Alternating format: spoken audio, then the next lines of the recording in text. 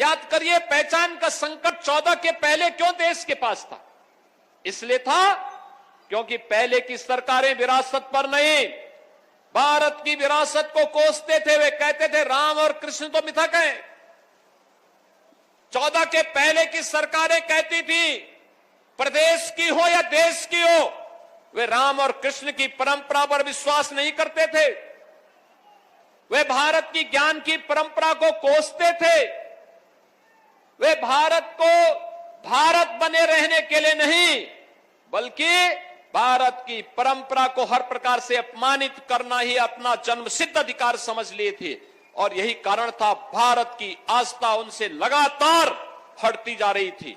लगातार भारत के लोगों के मन में एक असंतोष उनके प्रति व्याप्त हो रहा था।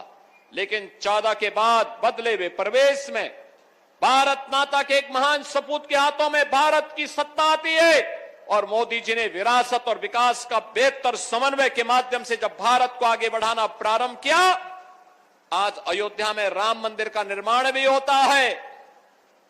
काशी में काशी विश्वनाथ का भव्य स्वरूप भी देखने को मिलता है। प्रयागराज में महाकुंभ के दर्शन देश और दुनिया को होते हैं। मथुरा और वृंदावन सज और संवर रही है। हर मठ और मंदिर में एक नई भोर सबको दिखाई दे रही है, एक नए उज्जवल भविष्य की ओर, आशा भरी निगाहों की ओर विरासत की परंपरा हम सबको पूरे देश के अंदर नजर आ रही है। बहनों और भाइयों, अपनी उसी विरासत को आगे बढ़ाने के क्रम में भारत की ज्ञान की इस परंपरा के बारे में अगर जाना है तो हमें वेदों को देखना होगा। उपनिषद ज्ञान के अथाह भंडार है।